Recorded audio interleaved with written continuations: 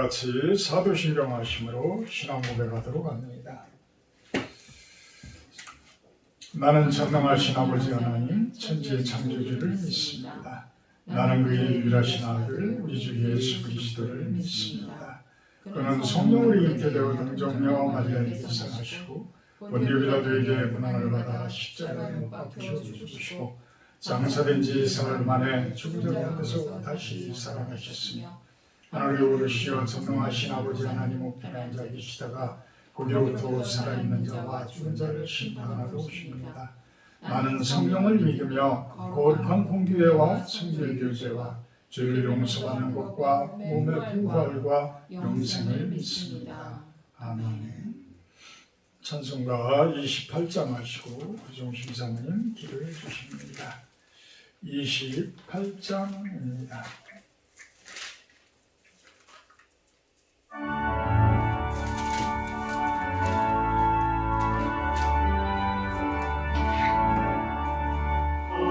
근원 강림하사 전하게 하소서. 한량없이 자비하시 증량할 필요도다. 전사들아 찬송가를 내게 가르치소서. 구속하신 그 사랑을 항상 찬송합니다. 주의 크신 도움받아 이때까지 왔으니 이와 같이 천국에도 이르기를 바라니 하나님의 아픔을 떠나 죄에 빠진 우리를 예수 구원하시려고 보혈을 이어주셨네.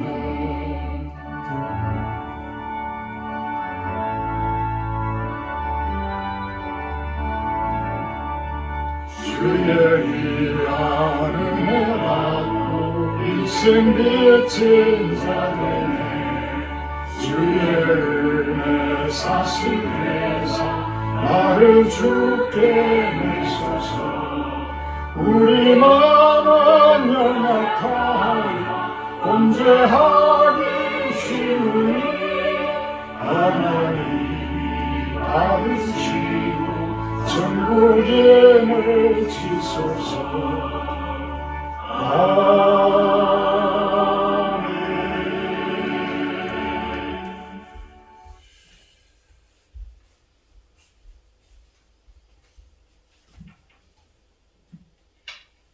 사랑의 하나님 아버지 감사합니다.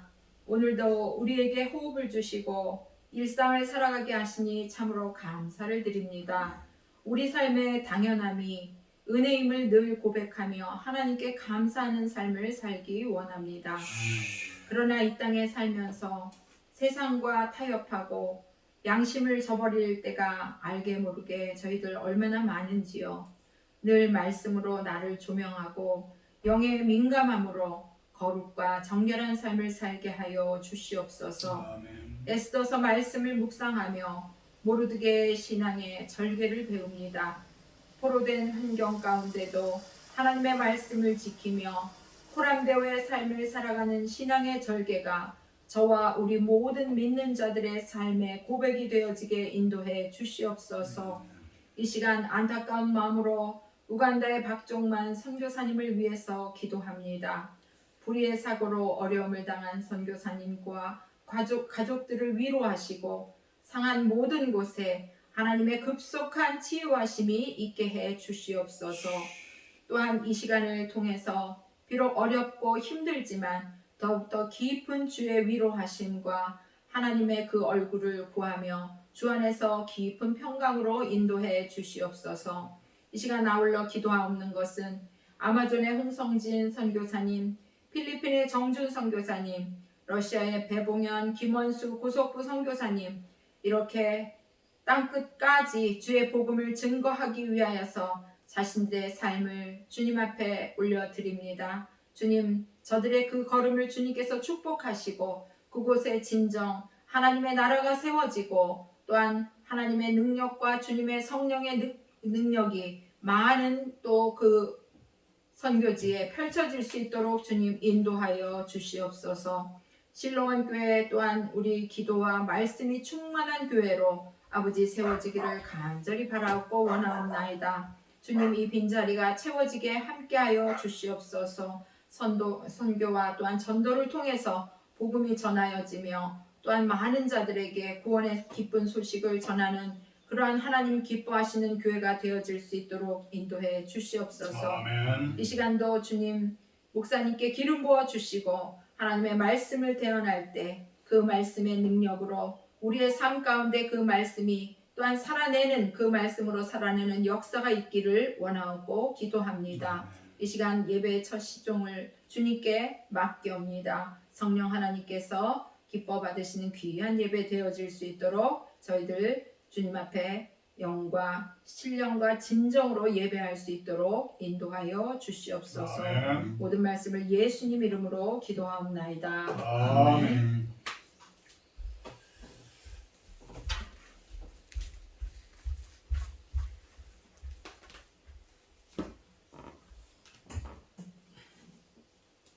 감사합니다.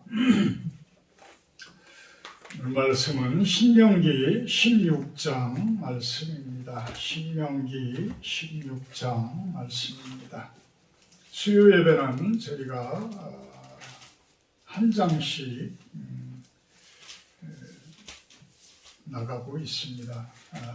이번에는 신명기를 나가고 있습니다. 신명기 16장 1절에서 제가 8절까지 봉독하도록 합니다. 아비벌을 지켜 내 하나님 여호와께 유월절을 행하라. 이는 아비벌에 내 하나님 여호와께서 밤에 너를 애굽에서 인도하여 내셨습니다. 여호와께서 자기의 이름을 두시려고 택하신 곳에서 소와 양으로 내 하나님 여호와께 유월절 제사를 드리되 유교병을 그것과 함께 먹지 말고 이래 동안은 무교병 곧 고난의 떡을 그것과 함께 먹으라. 이는 내가 애굽 땅에서 급히 나왔으니 이같이 행하여 내 평생에 항상 내가 애굽 땅에서 나온 날을 기억할 것이니라.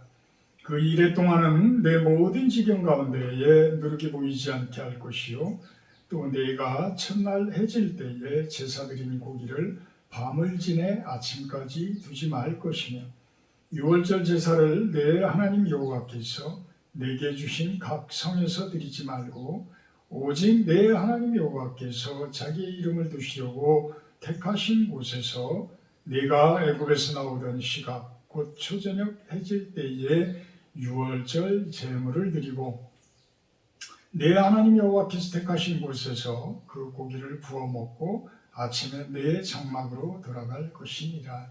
너는 엿새 동안은 무교병을 먹고 일곱째 날에 내 하나님 여호와 앞에 성회로 모이고 일하지 말지니라. 아멘.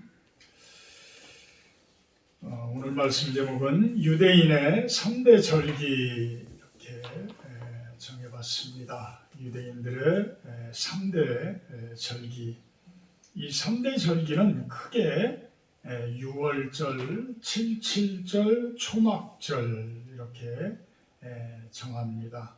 그래서 이 유월절, 칠칠절, 초막절은 유대인들의 가장 큰 명절이에요. 가장 큰 명절이고 이때에 모든 성인 남자들은 하나님의 성전이 있는 곳, 하나님의 성막이 있는 곳으로 순례를 반드시 떠나서 그곳에서 하나님께 예를 갖추고 예배를 드리는 그러한 규정을 지금 이야기를 하고 있는 것입니다. 이 유월절은 우리가 잘 알듯이 애굽 땅에서 이스라엘 민족들이 탈출을 한 출애굽한 그 날을 기념을 하는 날이에요. 그래서 이 유월절은 아비벌 15일, 아비벌 15일, 유대인의 달력으로는 아비벌이 1월이에요. 1월인데 이 1월이 춘분을 이야기한다고 합니다. 그래서 춘분은 3월 20일이나 3월 21일, 그러니까 동지와 하지의 딱 중간. 그래서 태양의 길이가 가장 짧은 동지와 가장 긴 하지와 그 가운데에 선 그 날짜. 그래서 그 춘분 날짜가 아비월의 1일이라는 거죠. 그래서 이 아비월 15일이 바로 6월절로 지켜지는 날이라고 합니다. 그래서 이 6월절은 가장 큰 의미가 무엇이냐면 결국은 우리가 종되었던 애굽으로부터의 엑소더스, 거듭나는 거예요. 다시 태어나는 거예요. 그러니까 우리 성도들로 이야기하면 어떤 세례식을이라고 우리가 이야기를 할 수가 있죠. 근데 겉모습으로 볼 때는 세례식이지만 내면적인 면으로 바라보게 되면 진정한 거듭남 날짜, 회심의 날짜라고 우리들은 이야기를 할 수가 있어요. 근데 이 회심이라는 부분이 참 감리교를 창설하신 웨슬리 목사님 같은 경우에는 선교사로서 파송을 나갔다가 돌아온 아주 상당히 늦은 때에 진정한 회심을 한 그런 이야기를 하셔요. 그런 걸 보게 되면 어쨌든 세례라고 보는 것이 6월절의 그 의미로서는 맞는 것 같아요. 어찌됐든 이스라엘 민족들이 출애굽을 했다고 그래서 애굽과 완전히 딱 담을 쌓는 그런 모습은 아니잖아요. 광야 생활을 하면서도 광야 속으로 와서도 끊임없이 애굽을 그리워하고, 우리가 애굽에 살 때는 비록 종이었지만 잘 먹고 잘 살고 이렇게 살았는데 이 광야에 와서 우리들을 다 죽이려고 합니까? 이렇게 이야기를 하는 것 보면 이스라엘 민족들의 그 완전한 회심은 이루어지지를 못했다.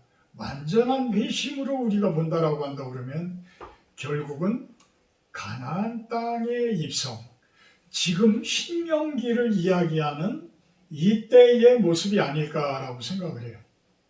이 신명기는 광야 생활 40년을 마치고 요단강을 사이에 두고 요단강 건너편의 가나안 땅을 바라보면서 모세가 이스라엘 민족들을 쫙 앞에 두고 마지막 유언적인 그러한 설교를 하고 있는 거예요. 그래서 이 신명기는 하나님의 명령, 하나님의 뜻, 하나님의 그 율례, 법칙, 이것이 무엇인지를 우리들에게 아주 잘 깨우치고 있는 그러한 모습이에요. 그러니까 어찌 보면 모세는 광야 교회 가운데에서, 그 광야 교회 가운데에서 이스라엘 민족들이 광야 가운데에서 예전에 애굽의 그 때를 벗지 못했던, 거듭나지 못했던 그 사람들이 다 죽고 나서 이제는 출애굽 2세들이 가나안 땅으로 들어가기 바로 전에 이 설교를 하고 있는 것이죠. 그러니까 이스라엘 전체적으로 보게 되면 어떤 이스라엘 민족 그 전체의 어떤 회심과도 같은 그러한 모습, 그때의 신명기를 이야기하고 있는 것이다라는 거예요. 본문에 와서요, 아비월을 지켜 내 하나님 여호와께 유월절을 행하라. 이는 아비월에 내 하나님 여호와께서 밤에 너를 애굽에서 인도하여 내셨습니다. 그래서 그때는 문설주에 우슬초로 그 양의 피를 바른 그 진마는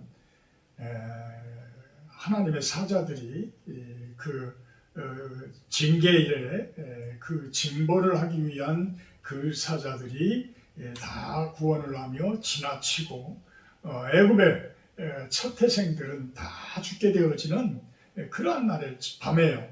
그날 밤이 바로 유월절 밤인 거예요. 그래서 그때의 어린 양의 피를 문설주에 바른 이스라엘 민족들은 구원을 받게 되어지는 거예요. 그러면서 그 구원을 받은 그 다음날 그들은 무교병이라고 하는 급하게 그 떡을 먹고 출애굽을 준비를 합니다. 애굽을 탈출할 그러한 준비를 하게 되어져요. 그래서 이 무교병이라는 것은 누룩이 안 들어간 떡을 이야기를 합니다. 그래서 여기에서 이야기하는 누룩은 이집트의 악한 기운들, 이집트의 그 애굽의 악한 기운들을 이야기를 한다고 보면 돼요. 우리가 참 이사를 할 때 미신적인 이야기라고 생각할지 모르지만 절대 미신적인 게 아니에요. 영적인 세계에서 보게 되면 우리들이 성경 속에서도 수도 없이 귀신에 대해서 많이 이야기를 합니다. 그렇기 때문에 그 부분도 우리가 아주 깊이 생각을 해야 돼요. 이사를 한다든지 어떤 큰 일을 집안에 치른다든지 하게 되면 기도를 아주 상당히 많이 하셔요. 그래서 제가 윤시현 집사님 지금 건축하기 그 착공 예배를 비록 셋이서 간단하게 드렸지만 그때도 제가 그 이야기를 했어요. 집사님 기도 많이 하셔야 됩니다. 이 건물이 완성되고 이 건물에 이사 올 때까지 기도 많이 하셔야 됩니다. 우리들도 기도를 하겠지만 기도 많이 하셔야 됩니다. 옛날부터 그 습관에 들어졌던 자신들도 모르던 그 뒤죽박죽되면서 그 애굽 땅에서 뒹굴면서 몸에 뱉던 그러한 악한 습관들, 악습들, 또 영적인 어떤 그런 기운들 이런 것들이 반드시 쫓아와요. 반드시 쫓아옵니다. 그래서 우리가 처음 교회를 나오게 되면 주변에 핍박이 막 세지잖아요. 가족들 간에서도 핍박이 엄청 강하게 옵니다. 이스라엘 민족이 그렇게 전 세계 가운데에서도 계속해서 멸절될 위기에 몇 번씩이나 전 역사적으로 이렇게 겪어지게 되는 것들을 보게 되면 반드시 그 악한 세력들은 분명히 있다라는 거예요. 분명히 있다. 그래서 우리들이 그만한 삶 가운데에서 그렇게 힘들어지고 어려워지고 이런 것들도 우리가 더욱더 하나님께 다가서려고 하면, 하나님께 가까이 가려고 하면, 하나님을 내 주인으로 영접하려고 하면 그거를 방해하는 세력들은 육체적으로나 육신적으로나 물리적으로나 어떤 영적으로나 반드시 쫓아온다는 거예요. 그래서 믿음을 가진 우리들은 더욱더 그 기도를 많이 하면서 떨쳐낼 때에 그 모습들이 어떤 모습이어야 되냐, 그 누룩을 앓는 맛없는 떡, 그런 모습으로 우리가 그것이 고난일지 모르지만 고난의 떡, 그 고난일지 모르지만 그걸 먹음으로 인해서 옛날에 이집트의 그 달짝지근하고 쾌락적이고 안락했던 그 누룩을 떨쳐낼 수가 있다. 끊어버릴 수가 있다. 끊어야 된다라는 거예요. 그래야지만 새로운 시작을 우리가 할 수 있다라는 거예요. 그래서 그 이야기를 합니다. 3절에 유교병을 그것과 함께 먹지 말고 이래 동안은 무교병 곧 고난의 떡을 그것과 함께 먹으라. 그러니까 매년 이제 유월절을 기념을 하게 되는데 매년 이 아비벌 15일부터는 일주일 동안은 이 고난의 떡을 먹는 거예요.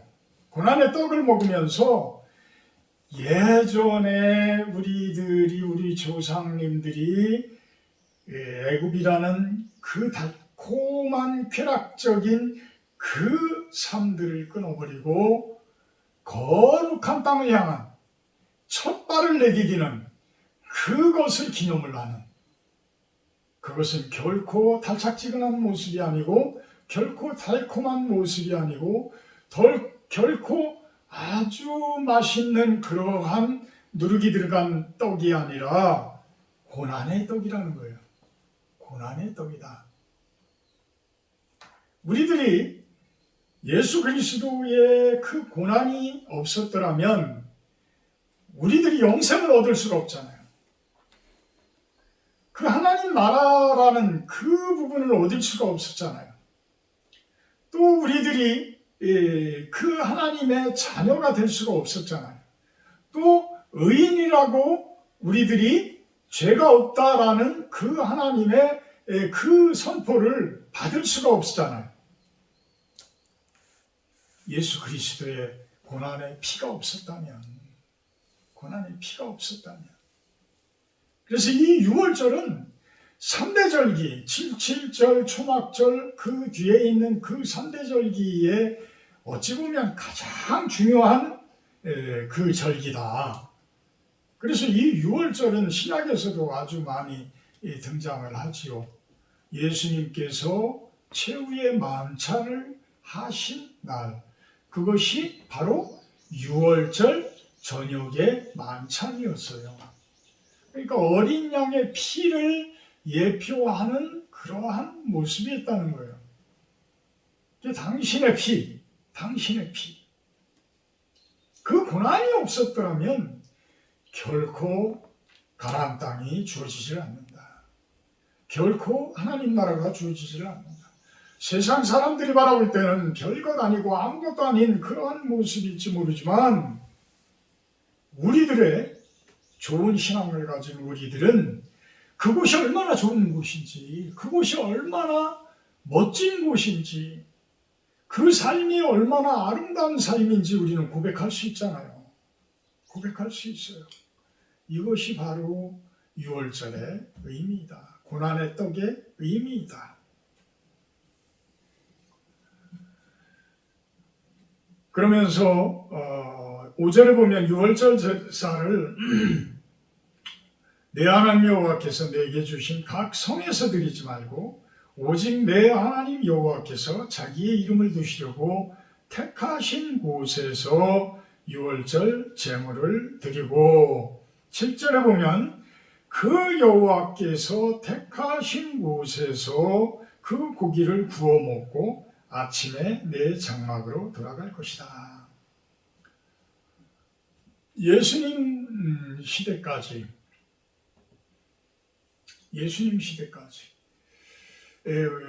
모세가 출애굽한 때를 BC 한 1400년 전 정도로 봅니다. 예수님이 오실 때가 벌써 이 6월절로부터 출애굽한 날로부터 거의 1400년이라는 시간이 흘렀는데도 이스라엘 민족은, 유대인들은 그대로 6월절을 지키고 있었던 거예요. 그래서 각 지방에 있는 사람들은 예루살렘으로, 하나님의 성전이 있던 예루살렘으로 6월절을 지키기 위해서 순례를 오는 거예요. 그래서 예루살렘이라는 곳이 지금도 3대 종교의 그 성지로서 그곳이 지금도 지켜지고 있죠. 이슬람교, 우리 기독교, 유대교, 이 전 세계적으로 가장 큰 종교라고 볼 수 있고, 어찌 보면 하나님으로 인해서 세워진 종교들이에요. 그 3개의 종교들은 어찌 보면 한 하나님으로 봤을 때에, 만약에 그 3대 종교가 하나로 통일될 수만 있다라고 그러면 이 세상은 어찌 보면 하나님 나라가 더욱더 가까워오지 않을까라는 생각을 조심스럽게 저는 해봅니다. 조심스럽게. 아주 보수적인 분들은 저의 이 이야기에 대해서 결코 찬성을 하지를 않아요. 결코 찬성을 하지를 않고 오직 자신들의 교파, 자신들의 교단만을 강조를 하곤 하는데 그것도 하나님께서 필요하시니까 그렇게 또 하시라고 하겠죠. 어쨌든 간에 이 예루살렘이라는 곳이 다윗에 의해서 다윗 성으로 그곳이 거룩한 성으로 세워지고 그곳에 하나님의 성전이 만들어지면서 솔로몬에 의해서 아주 큰 성전이 세워지면서 예수님의 십자가에 못 박힐 때까지 헤롯 성전으로 그곳이 또한 왔었고 수도 없이 중간에 많이 허물어지기도 하고 성벽이 허물리기도 하고 다시 재건하기도 하고 이러면서 왔던 부분. 그래서 AD 70년에는 로마에 의해서 어찌 보면 예수님께서 예언했듯이 거의 아무것도 남지 않을 정도로 다 저 성은 저 성전은 허물어질 것이다 라는 예언처럼 완전히 허물어지고 지금의 통곡의 벽이라는 그 부분만 한 50m 되나요? 한 50m 정도로 제가 알고 있는데 그 정도만 남아있다고 합니다. 어쨌든 그곳에서 유월절을 지켜라. 그곳으로 모여라. 이것은 뭐냐면 하나님께서 택한 사람들은, 택한 남자들은 하나님의 자녀다. 하나님의 백성이다. 내 앞에 와서 예를 갖춰라. 1년에 3번은 내 앞에 와서 예를 갖춰라. 그것이 자녀된 당연한 도리다. 그것을 이야기하고 있는 것입니다. 그래서 7째 날에는 8절에 보게 되면 성회로 모여라. 성회로 모여라. 성회라는 것은 어찌 보면 큰 절기를 우리들이 지내는 그러한 예배, 뭐 성탄절, 어떤 추수감사절이라든지 어떤 부활절이라든지 이런 큰 절기와 같은 그것을 이야기를 하는 거예요. 이게 성회로 모여라. 이것은 이스라엘 민족의 총회를 열으라는 거예요. 우리 각 교단마다 총회가 있어요. 총회. 그래서 1년에 한 번은 그 총회, 1년에 2번은 한 번은 총회. 노예는 봄, 가을로 이렇게 2번씩 열리는데 총회를 열게 돼 있단 말이에요. 그러니까 그런 총회로 모여라. 그 다음에는 77절에 대해서 이야기를 합니다. 77절은 6월절부터 77, 49, 50일째 되는 날을 이야기를 합니다.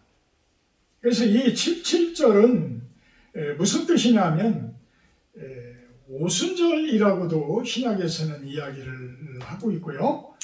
이 날은 시내산에서 모세가 십계명과 그 율법을 받은 날을 기념하는 날이에요.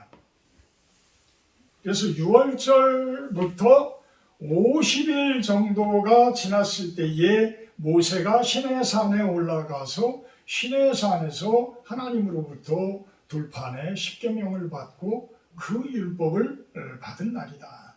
그래서 그날은 77절이라고 하는데 77, 49, 50 유사한 게 또 희년이라고 있죠. 희년. 이 희년은 49년 다음에 되는 50년째 해에 모든 땅을 돌려줘라. 이스라엘 민족들 간에 거래되어졌던 모든 땅들은 그날이 되면 그 땅을 내가 돈을 받고 가져왔더라도 그 땅을 돌려줘라. 그래서 이 희년 제도는 지금도 태백에 가면 예수원이라는 그곳에 대천덕 신부님이라는 분이 미국 분이시죠? 미국 분이신데 미국인이신데 거의 60년대에 그 태백이라는 그 무장공비 울진 삼청 무장공비 나올 그때에 그 꼴짜기에 예수원이라는 그곳을 수도원 우리들과 같은 그러한 수도원을 그곳에 세우셨어요. 그러니까 초교파적인 수도원인데 옛날 중세시대의 수도원 개념하고는 틀려요. 저희들도 가서 2박 3일이죠. 2박 3일 있다 왔는데 거의 이제 개신교 수도원의 개념 그런 모습이죠. 우리도 그래서 수도 교회라는 표현을 제가 쓰게 되는데 어쨌든 그 희년 제도를 박정희 대통령에게 대천덕 신부님이 권유했던 분이에요. 그래서 토지 공개념, 토지를 그냥 국가 걸로 그냥 만들자. 토지에 대해서 사유화를 자꾸만 하게 되면 부동산 투기니 뭐니 자꾸 너무 일어나니까 그것을 완전 나라 걸로만 이렇게 두자. 이걸 가장 잘 지키는 곳이 어딘지 아세요? 공산주의 국가예요. 공산주의. 중국이나 러시아나 이런 데는 많이 길어야 49년인데요. 길어봐야 49년. 이 희년 개념을 아주 잘 지키고 있어요. 이게 참 희한하죠. 미국이라는 나라에서 그렇게 청교도가 그 세운 나라다라고까지 이야기를 하면서도 오히려 하나님의 말씀은 정반대 쪽에서 잘 지키고 있는 것 같은 이런 느낌이니까 더 이상은 언급을 피하겠습니다. 어쨌든 이 77절은 그런 의미를 가지고 있다. 그 다음에 13절부터는 초막절에 대해서 이야기를 해요. 이 초막절은 추수절이라고도 합니다. 그래서 이 추수절은 가을을 이야기하겠죠. 그래서 지금의 우리나라의 9월, 10월, 우리 추석 때와 거의 같아요. 그래서 유대 달력으로는 7월 15일. 그래서 두 달 보름 정도를 유대 달력에다 플러스를 하게 되면 우리 일반 달력의 날짜가 거의 맞아요. 그러니까 거의 9월 말 정도, 이 정도가 될 겁니다. 이때는 추수감사절 같은 그런 추수절을 지켜라. 13절에 너희 타작마당과 포도주 틀의 수출을 거두어 들인 후에 이래 동안 초막절을 지켜라. 그러면서 중요한 게 14절에 너와 네 자녀와 노비와 네 성중에 거주하는 레위인과 객과 고아와 과부가 함께 즐거워해라. 함께 즐거워해라. 왜 함께 즐거워해요? 소득이 생겼으니까요. 그때는 농경사회이기 때문에 이때가 아주 중요하고 가장 풍요한 거예요. 그러니까 1년 내내 한가위 갖기만 해라라는 그 소망스러운 그런 어떤 기도와 같은 그러한 우리 조상들의 푸념 섞인 그러한 이야기처럼 어떤 1년에 소득이 가장 많이 나오는 때가 이때이기 때문에 이때가 가장 감사할 수 있는 그러한 날이라는 거예요. 그래서 심지어는 성경에는 그런 이야기들도 많이 써져 있잖아요. 그 이삭이라든지 이런 것들을 다 거두지 말아라. 우리도 어렸을 때는 까치가 먹으라고 감 같은 거 따더라도 제일 위에 몇 개는 그냥 놔두고, 또 이삭 같은 것도 다 안 주웠어요. 가난한 사람들이 와가지고 주셔서 그들도 좀 소득을 갖추어라. 이 얼마나 성경적이에요, 그죠? 성경을 몰랐던 우리 조상들도 참 성경적인데, 성경을 안다고 하는 우리들이 요즘 자본주의 세계에 너무 찌들러 사는 모습들을 보게 되면 그렇게 정감 있는 모습들이 가면 갈수록 없어져. 참 너무 삭막해지는 콘크리트 벽과 같은. 그래서 저는 건축이 전공이지만 아파트 문화를 저는 상당히 싫어합니다. 아주 싫어요. 사람의 그 마음의 건강을, 감정적인 건강을 해치는 거예요. 제가 이번 주 설교는 그 God's Design for Highly Healthy Person. 그러니까 하나님께서 디자인하신 건강한 사람이라는 책을 제가 읽고 있는데, 그것에 대해서 좀 한번 설교를 해보려고 해요.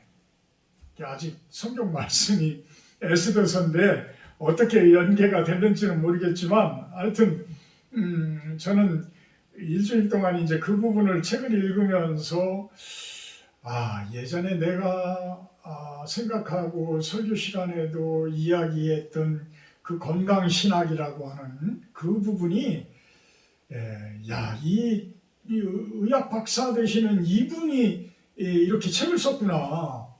이런 거 보니까 너무 감사합니다. 또 그 책이 또 마침 또 책꽂이에 있어서 눈에 딱 들어와가지고 이렇게 보게 되는데, 거기에 보면 이 감정의 건강, 마음의 건강에 대해서 이야기를 해요.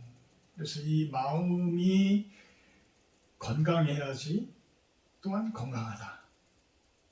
우리가 몸만 건강해서 건강한 것이 아니다.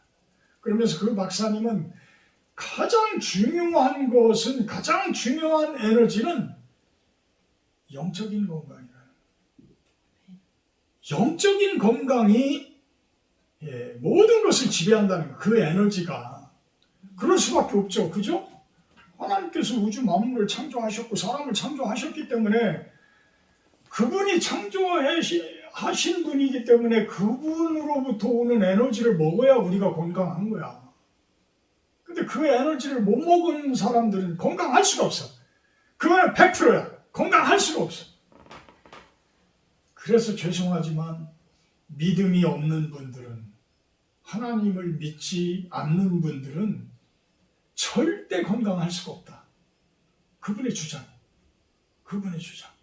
의학 박사님이 이야기하시는 거예요. 건강할 수가 없어. 그분이 설문조사하는 그 내용에 조사를 하게 되면 거기에 무조건 걸려.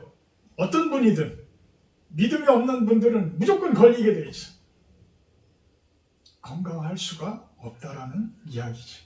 어쨌든 이렇게 초막절, 하나님께서 주신 그 축복의 가을의 열매들, 그 추수들, 그 수확들을 가지고 나만 먹으라는 게 아니야. 나만 먹으라. 너희만 먹으라가 아니야.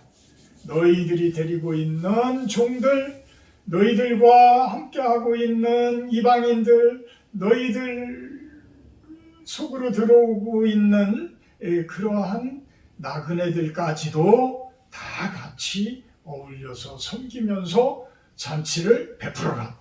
이것이 하나님의 명령인 거예요. 얼마나 멋져요. 우리 하나님의 이 기독교는 이렇게 멋있는 거예요. 이렇게 멋있는 거야.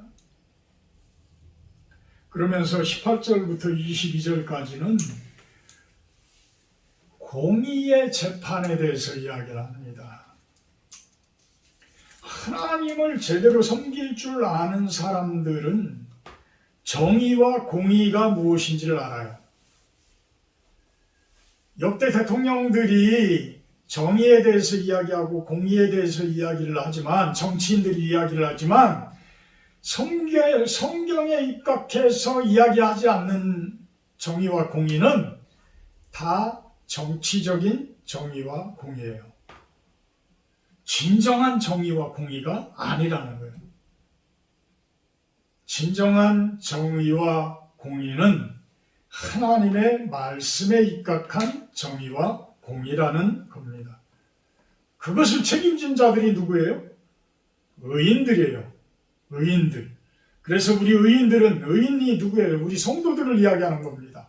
우리 성도들만큼이라도 세상 가운데서 정의와 공의를 실천하고 살아야 된다.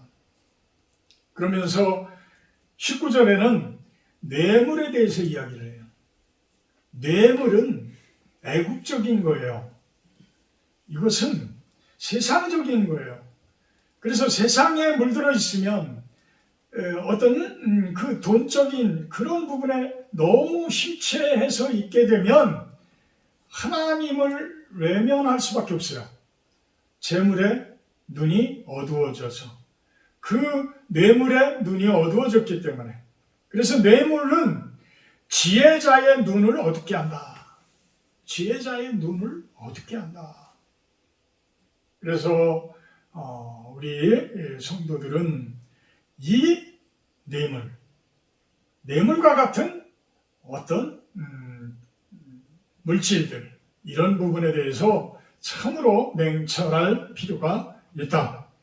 그래서 20절에 그런 이야기를 합니다. 너는 마땅히 공의만을 따르라. 그리하면 내가 살겠고 내 하나님 여호와께서 내게 주시는 땅을 차지하리라. 이것은 무슨 이야기예요? 하나님 나라를 허락해 주겠다는 거예요. 하나님의 땅을 허락해 주겠다는 거예요. 그 안으로 너희들이 들어올 수 있다라고 이야기를 합니다. 사랑의 하나님, 감사합니다.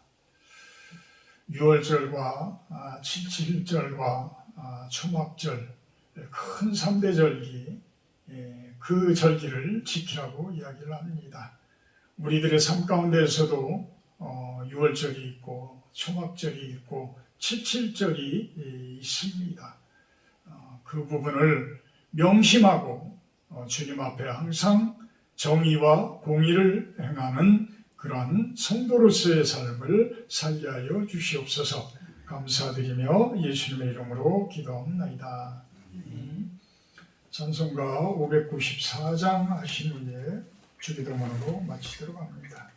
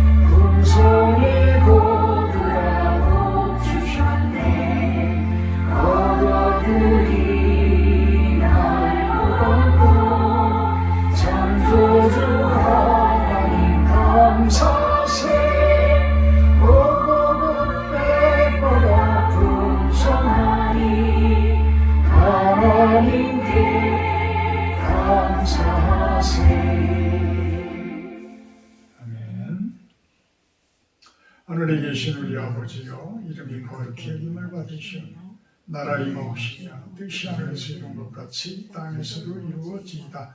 오늘날 우리에게 일용할 양식을 주옵시고 우리가 우리에게 죄 지은 자를 사하여 준 것 같이 우리의 죄를 사하여 주옵시고 우리를 시험에 들게 하지 마옵시고 다만 악에서 구하옵소서.